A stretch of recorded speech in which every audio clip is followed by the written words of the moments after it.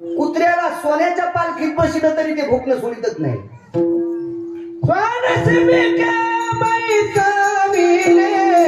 त्याचे भुंकणे नराळे उगले, त्याचे भुंकणे नराळे उगले.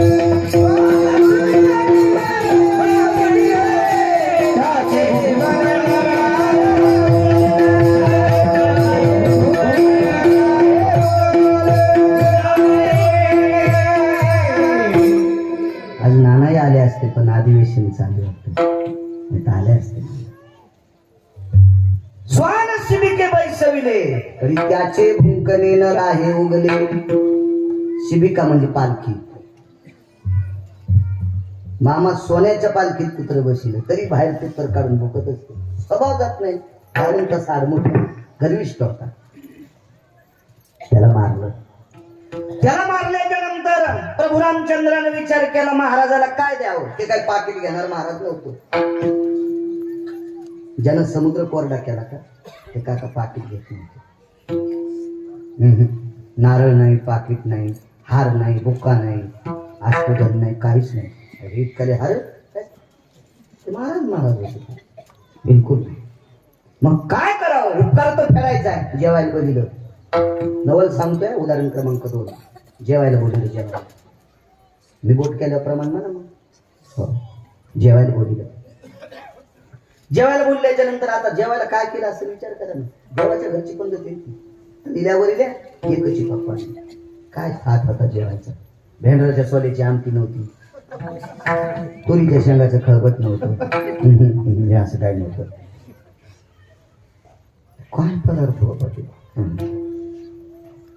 आमच्या घरी एके दिवशी मी असंच कीर्तनावर गेलो. गडबड दिसली तिथं श्राद्धाचं कीर्तन ते म्हणलं चला आता जरा ते चला. मला काही तसं काय असे नियम की मागाव काय नियम नाही करीत मी. सात्विक नियम मालकरी असेल काय असेल तर त्याच्या घरचं खायला आपल्याला काय करेल असं तुमचे काय. ते जरी मालकरी नसेल तर बायका महाराष्ट्रातल्या मालकरी आहेत ना आपल्या. सात्विक बायका आहेत आपल्या. हो. घरी गेलो तर पोरायच्या माईल म्हणजे लवकर जेवायला कर बरं. ते म्हणजे पोळ्या सकाळच्या जत्नाने कालच्या वाहन असं चलत राहते. फुरसनाच्या नाही नादी लागायचं नाही. तुम्हाला सांगू का फुरसनाच्या जर लेन नादी लागलं ना तर दांड फुटत असतो. आणि दांड फुटल्या ऊस पोळला एरंडच बोले. 5ची मोटर चालू हो आणि दांडात फुरसना अडकल्या. दुसरी कुणा दांड फुटला ना पाणी वड्यात गेलं ना एरंड भिजले ऊस पोळला पट. हो लेन नादी नाही लागलं. मी म्हणलं कालच्या का वाढीस नाही बाई पहाटेच्या आहेत सकाळच्या आता डब्यात ठेवलेल्या आहेत म्हणजे चांगली गोष्ट. भाजी काय करते 2च मिनिटात भाजी. बाप तुला काय सिद्धी प्राप्त आहे काय 2 मिनिटात भाजी. मी इतकी कीर्तन करायला होतं अजून मला काही मिळ लागण. तुला कसं काय इतकी सिद्धी प्राप्त.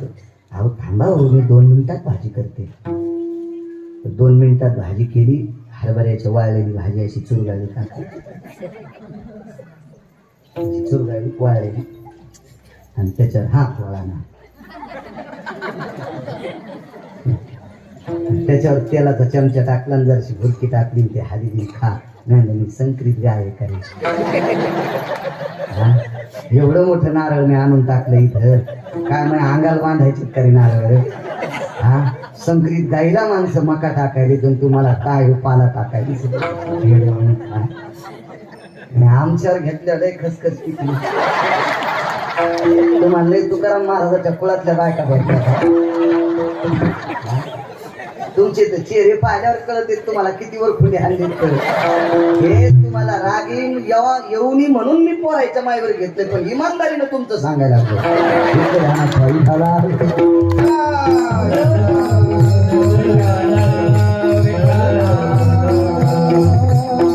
इतकी इडी असल्या तुम्ही कालच्या कुंभमेळ्यातच अंगावर काव लावून गेलो असतो. जय बम बम बोले. आपला स्वयंपाक सांगा आपला काय स्वयंपाक असेल. ती घोळाण्याची भाजी आपण नशिबवान आहेत मराठवाड्यातले म्हणूनच आपल्याला भेटते. मुंबईवाल्याला भेटते ती भाजी. त्या भाजीत काय सत्व आहे हे चांगल्या डॉक्टरला सांगता येईल. आपण नशिबवान जुनं खायचं शिका. जुनं खायचं शिका आजारी कमी पडतात. 20 दिवस शिजलेले आलू फ्रीजमध्ये ठेवलेले बाबाजी. हो. आणि ते आज तळलेला वडा पुन्हा 15 दिवसापोचतो तेच तळायला. आणि त्याच्या मधात असा पाव कापायचा, मधात खाचा का काय चविष्ट पाव. वा वा वा. 15व्या दिवशी तळलाय. हो. मधला आलू काळपट पाळला तरी म्हणला काय चव आहे. हो. किती बऱ्या घाम पडायचा त्याला, त्याचीच तर चव येते. माझं ते मत नाही. प्रवास करत असताना किती जरी टोकाचा महाराज असेल त्यालाही कुठेतरी खावंच लागेल, त्याबद्दल दुमत नाही. पण शक्यतो ज्याच्या जीवनात घरी खायचा जास्त योग आहे त्याच्यासारखा नशिबवान जास्त कोणी नाही. ठीक आहे, आम्ही बाहेर जरी खात असेल तर रांगोळ्या लावून जेव घालते तो राम काका लोक आम्हाला रांगोळ्या लावून जेव घालते. मग आम्ही रांगोळ्या लावून ज्या बाईची चप्पल पाहायला भेटत नाही ती बाई आम्हाला गावरान तूप भातावर वाढते. आणि तिनं वाढेलं खायचं नाही, पाकिट खर्चून धाब्यावर खायचं. नरक पण कमी पडतील आम्हाला, नरक पण. नाही तर आज कोण किंमत करीत होते. एरवी तरी पुष्य कोण पावे देवासाठी मान. इथं तुम्ही एक एक बसलेली रथी महारथी माणसं 100 गिरगावकर आवताला झुकतात, इतके श्रीमंत आहात तुम्ही. तरी पण परमार्थासाठी आमच्या पुढे वेळ काढून बसतात. याचा अर्थ असा नाही बाळा लय हुशार आहे, ज्ञानोबर आहे तुकोबर आहे म्हणून तुला किंमत आहे. ज्ञानोबर आहे तुकोबर आहे, तुझ्यातल्या तुळशीची माळ आणि तुझा सात्विकपणा जर बाजूला काढला तर वन्य पशुला माणसं जसे हाकारून देतात तशी माणसं हाकारून देतील. पण नीट वागणं गरजेचं, अत्यंत काळाची गरज आहे. गेला काळ रामकाका तुमच्या माणसांचा. आता या इंटरनेट काळामध्ये ही तरुण पिढी आहे का, यांच्या पुढे डोक्याचा केस किती बारीक असतो. तो केस उभा 14 भाग करायचे, उभे 14. गाडेकर मामा उभे 14 भाग करायचे. तर केसच मुळात काका बारीक असतो आणि त्याचे उभे 14 भाग करायचे बाबाजी. तर 14 भाग किती बारीक असेल तितकी सुद्धा चूक करता येणार नाही. इतके यांचे मोबाईल पारदर्शक येतात, इतके पारदर्शक येतात. इथून पुढे चुका नाही जमणार. हत्यात नाही. असो,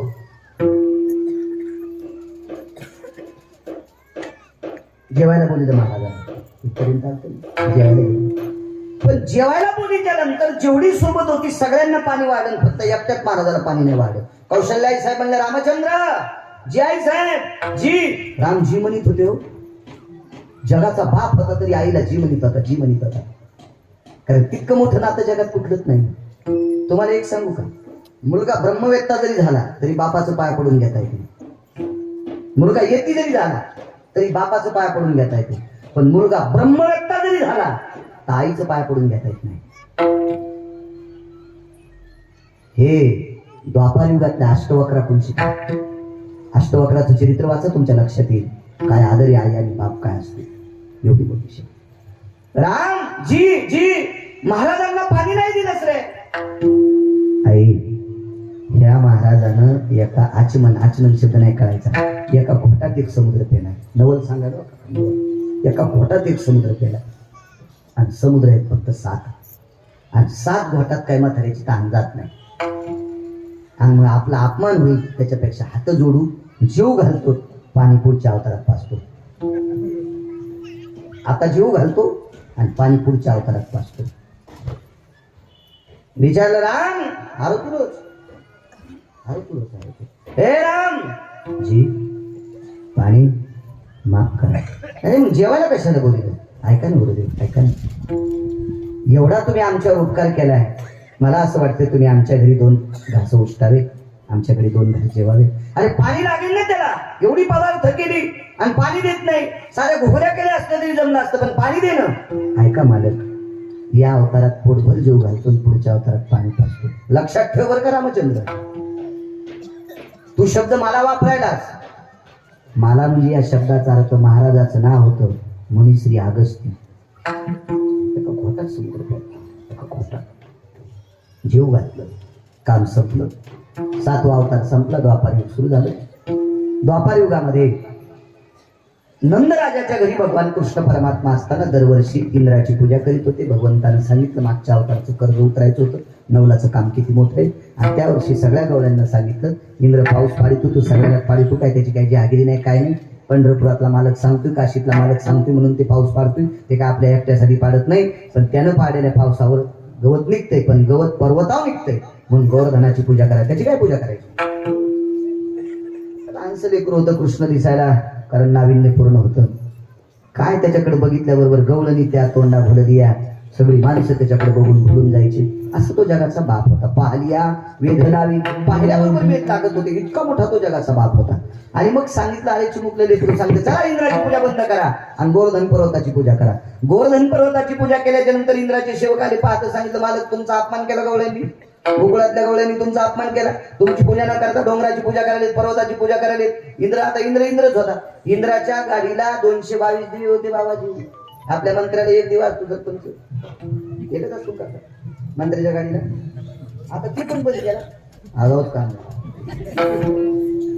इंद्राच्या ऐरावत नावाच्या हत्तीला 222 दिवे, म्हणजे 222 मंत्रीपद याच्याकडे होते. एवढा मोठा माणूस काय असेल त्याचा तो विचार करा. राग आला, हे सावळ्या, हे सावळ्या, हे खजिन्या, बस ना शांती, बस. प्रमाथी नावाचा वरून पाचारला. प्रमाथी नावाचा वरून पाचारला. प्रत्येक वरुणाला काम वेगवेगळं आहे.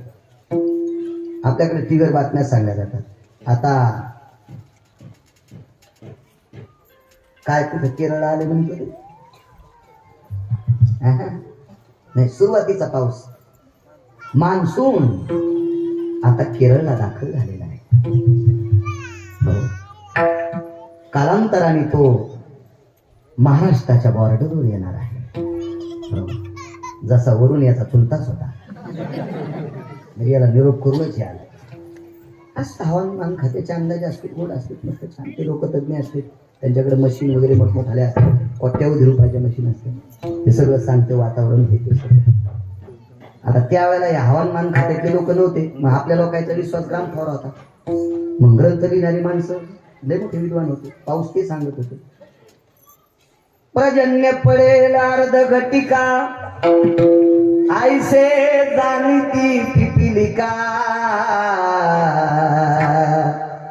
अंडे काढून देखाने का ठिकाणी नेतसे. पावसाचं लक्षण पिपिलिका म्हणजे मुंगी. मुंग्या जर बिळाच्या बाहेर निघल्या, अर्ध घटिकेत पाऊस येणार आहे. आईसे जाणती पिपिलिका, अंडे काढून देखा आणि का ठिकाणी नेतसे. पांढरे पांढरे काका अंडे असते, आणि हे अंड्याचं बचाव कार्य करत असताना ती मुंगी सरपंच बाहेर चालली की असं समजायचं 1.5 दिवसात, 2 दिवसात, 2.5 दिवसात संध्याकाळपर्यंत पावसाची लक्षणे. काय पुराणातले लोक गाडे अभ्यासक असतील, काय डोकं असेल हो त्यांचं पुराणाचं, काय डोकं असेल. बापू याच्या पुढची ओळी होती, पण ती ओळी माणसाच्या मनोगतासाठी ओळी होती. काय लिहिण्याची ताकद. मानवाची मूत्राधारे वाहती पिपिलिका निर्धारे, परी मनोगता व्यवहार न कळे तिये शिव. याच्यातले 2 तुकडे सोडून दिले. मनुष्याने लघुशंका केल्याच्या नंतर हजारो मुंग्या वाहून जात्या, पण ती निसर्गाचा भाव सांगते, निसर्गाची व्यक्ती सांगते काका. पण माणसाचं मन कळत नाही. तिला सांगायचं माणूस हलकट आहे काय काय गुणांनी. फार सुंदर सवय आल्या त्याच्यात. पण ग्रंथ वाची जाण, चांगले चांगले वाची जा ग्रंथ, लक्षात येईल तुमच्या. असो अकाले वर्षतम मेघम, प्रमाथी नावाच्या वरुणानं पाऊस पाडला. हत्तीच्या सोनेसारखा पाऊस, शिळा वर्षल्या धारी. थार थार थार थार पाऊस सुरू झाला. सगळ्या गवळ्यांनी सांगितलं, कृष्णा वाचत नाही, काळजी करू नका, लावा काठ्या. येणे गिरी गोवर्धन उचलेला, गोवर्धन उचलला. रक्षिले गोकुळ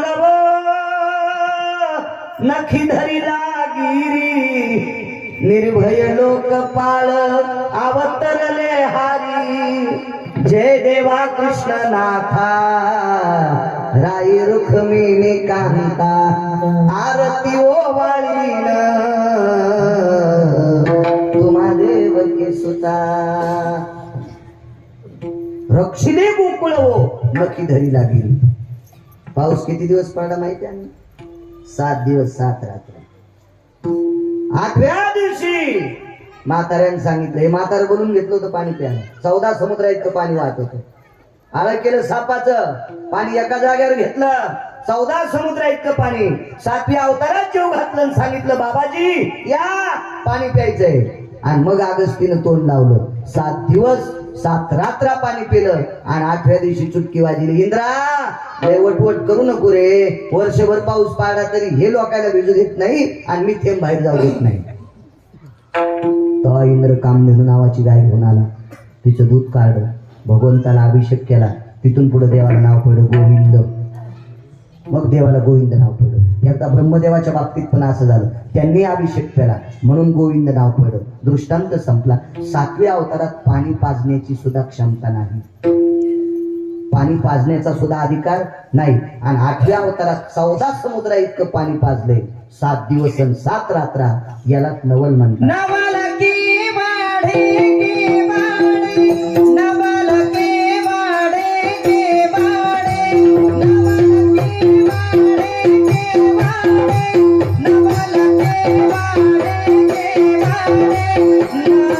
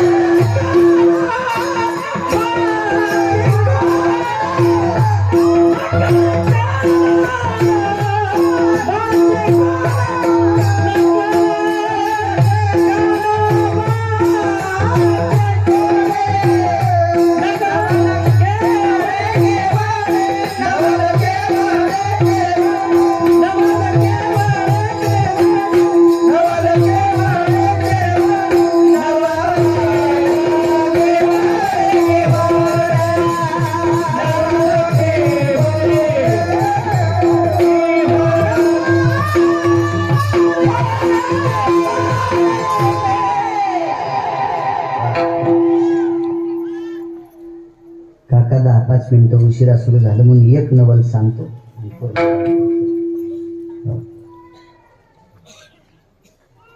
तू लग्न करणार ना मोठं झालं?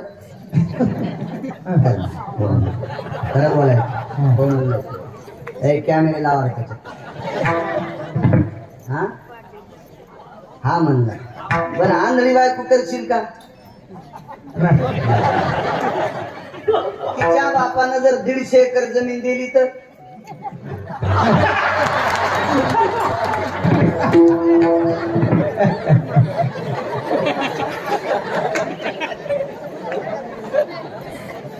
दादा महाराज मी शिकिलं का त्याला? तुम्ही साक्षीला आहेत का नाही? ते म्हणला मी आंधळी करणार नाही. आणि बापान 150 एकर जमीन दिली तर सरपंच ते हो म्हणलं.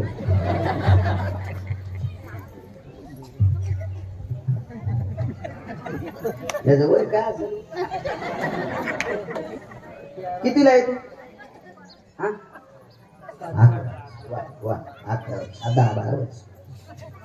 मग याला देवाने इतका बुद्ध्यांक टाकला. नवलच म्हणावं लागेल. नाही नाही, हे नवलाचा बाप आहे, ज्येष्ठ नवल नाही. हे प्रमाणाचा बादशाह थोर नवला आवाज आला. मला सांगायचंय काका, ज्यानं सृष्टी निर्माण केली त्याच्या सृष्टीतले जर इतके विद्वान असतील आणि इतक्या चिकित्सक बुद्धीने विचार करत असतील तर त्याची बुद्धी किती असेल हो? त्याला एकदा विचार नाही केला. सरपंच त्याला 16,107 स्त्रिया महिला होत्या, मानवी स्त्रिया. पण त्याने एक लग्न बाबाजी आज सोन्नीशी केलं. तिला 1-1, 1.5 इती नख होते तात्या. तिच्या अंगावर इती केस होते. ती जामवंताची कन्या होती. नवल सांगते राजे हो, 7व्या अवतारात एकदा तिने जगाच्या बापाला पाहिलं आणि तिला वाटत होतं यानं आपल्याशी लग्न करावं, पण मी ती नसती मदत करत. आई बाबानं सांगितलं, बाई तू ज्याला पाहिलंस तो मानव आहे, आपण पशु आहे. तो आपल्याशी कसं लग्न करील, कसं करील? इतकुशा लेकराला जर हा भाव कळायला तर ते येडा होता का? तो कसं लग्न करील, कसं करील लग्न? तो करणार नाही. तिनं सांगितलं, मला एक पुरावा आहे, वरिले सावळे मला त्यानं जरी नाही वरलं तर मी त्याला मनानं वरलंय. बाई तो आम्हाला बघ ना. नाही बघणार बाबा, नाही बघणार तुमच्याकडे. मी एकदा त्याला पाहलंय. आता त्याच्यानंतर जर तो दिसला तरच त्याला पाहायचं, अन्यथा मरून जायचं, पण कोणाला नाही पाहायचं. आणि शेवटी ती मेली हो, पेटवली, नदीत टाकून दिली. कालांतरानं जामवंताची कन्या म्हणून जन्माला आली. आणि मागच्या पुण्याचं फळ होतं, तिचं पुण्य इतकं बळ होतं, ब्रह्मांडाचा धनी तो संती केला ऋणी. जगाच्या मालकावर तिचं कर्ज होतं आणि या कर्जाच्या बदल्यात त्याला पाणी ग्रहण करावं लागलं. तदेव लग्नं सुदिनं तदेव ताराबलम चंद्रबलम तदेव विद्याबलम दैव बलम तदेव लाभस्ते श्याम जयस्ते श्याम खुदस्ते श्याम पराजय. हा लग्न करावं लागलं, लग्न करावं लागलं. मग मला सांगा, लक्ष्मी सारखी पत्नी होती, लक्ष्मी.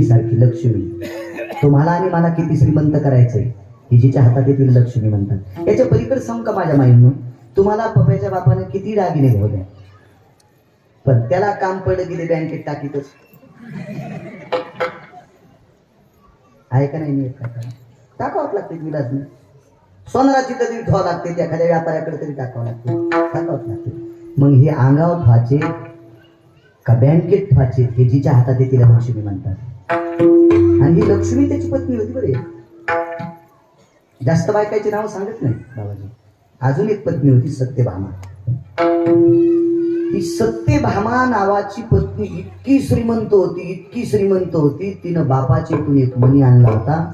तो मणी 21 क्विंटल 78 किलो 44 तोळे सोनं रोजचं देत होता. 22 क्विंटल सोनं देत होता रोजचं. किती श्रीमंत बायको होती. अहो, साध्या शेवया माहेरातून आणल्या तर नवऱ्याचा पिना पाडीत. गुढीपाडा मारुती दर्शनाला आमच्या घरी असा तर सगळा आडा झाला. लेकरं ते पाहुण्याचे आल्यामुळे मग ते आंघोळी त्याच्यात टाइम गेला. म्हणजे आपल्याला सकाळचं कीर्तन नाही, काही नाश्ता करत नाही, चला कडे आंघोळ करून पटकन दर्शनाला गेलं आपल्याला कोणी बी नाश्त्या मी म्हणतो. आणि मला जेवायचं असलं मी अलीकडे गल्लीत जात असतो, कारण त्या गल्लीत गाईन म्हशी जास्त आहे. मग अलीकडच्या गल्लीत गेलो. महाराज आज कस काही नाही, गडबडीत निघायचं. आणि मला माहित होतं कोणाच्या चुलीतून कसा वास आलाय, काय आला. मग तिथून मी जरा दमानं पावलं टाकलं. त्याने मला पाहिलं, महाराज या नसत्याला म्हणलं बरं बघू हे नाही नाही राहू द्या नाही या ना बरं नाही दर्शन घेतो जेवायची होत आलो तर मग शेवायचा भात होता भजी होते तूप होतं दूध होतं शेवायच्या भाताला दूध असलं तर खावा नाही तर चिखल खावा पण तुमच्याकडून लक्षात येणार आम्ही रोज 2 गावचं खातो त्याच्यामुळे ते माहित असतं काय मग ते जेवलं तर आता फुकट खायचं म्हणलं काका वर्णन करावं लागतं काय शेवाय तो काय किती बारीक शेवाय किती नाजूक येतात जिभेवर टाकल्याबरोबर आत जातात आणि कोणत्या शेवाय चावायची गरज नसते हातच जातात हा त्याला का कुटायची गरज आहे का कापायची गरज आहे त्यातल्या की मध्येच जात असतात शेवायच असतात मी म्हणलं ताई कायच कापू तुमच्या शेवाया आता बाई महाराज शेवाया माझ्या माईन दिल्या हो माझ्या माईन शेवाया दिल्यात यायच्या माईला येतात का अरे म्हणलं अवघड काम झालं पण तिला माहीतच नव्हतं बाळा किती रगी देऊन गेलं तिला काय माहिती नाश्ता गिस्ता केला तोंडावून हात फिरला हात फिरला म्हणलं जीजी एक बोलू का ते माईनं फक्त बोटुळेच दिले म्हणजे शेवाया बोटुळे लांबते येतच नाही बोटुळेच दिले तर इतकी छाती फुगून सांगायली याच्या माईनं तुला हेव द्यालाय मरेपर्यंत सांभाळण्यासाठी याला जर याच्या माईला चोंभाळलं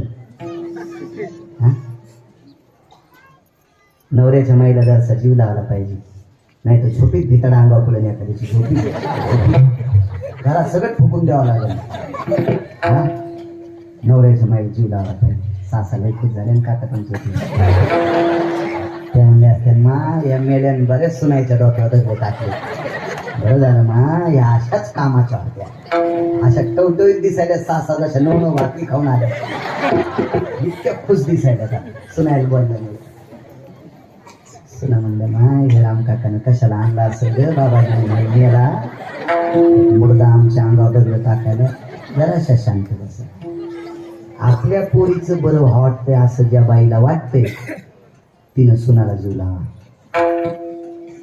कारण तुमची पोरगी तरी कोणाच्या तरी सासूच्या हाताखाली आहे ना आता सुनाई खूप झाली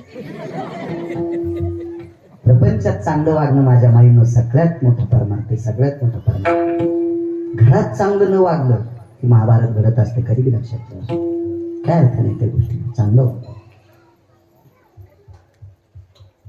काय सांगू लागलो शेवाय मणी आणला मणी श्रीमंतक नावाचा मणी आणला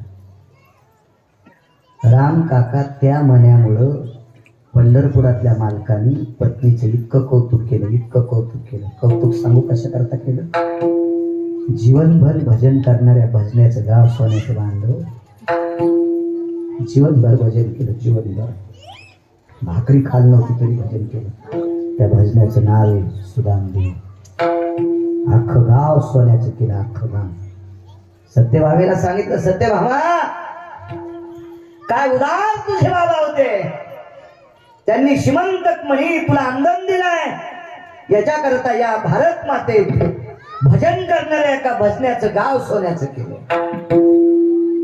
त्याच्या पलीकडे सांगू कौरवांनी पांडवांची फजिती केली हे पांडव श्रीमंत करण्यासाठी 2.5 ते 3.5 वर्ष मनी सुभद्रेच्या घरी गेला आणि पांडव श्रीमंत केली बहिणीचं घर सुद्धा मोठं केलं त्याच्या पुढचं एक वाक्य सांगू अशी खूप प्रकरण पण एकच सांगतो सगळ्या गोळ्या घेतल्यावर रिॲक्शन येत असते एकच गोळी देते पंढरपुरातल्या मालकानं हा मणी घेऊन काशीला पाठवलं आज अक्रूर घाट म्हणून प्रसिद्ध आहे अक्रूर घाटावर अक्रूरेश्वर लिंगाची स्थापना केली चक्रपूर पुष्करणी तीर्थाचा जीर्णोद्धार मणिकर्णिका तीर्थ नाव शिवशर्मा नावाच्या राजाने वर्णन केलं 45 वर्षांना सत्र काशी हे देवाला कोणामुळे घड माहिती एक उदार अंतकरणाची पत्नी होती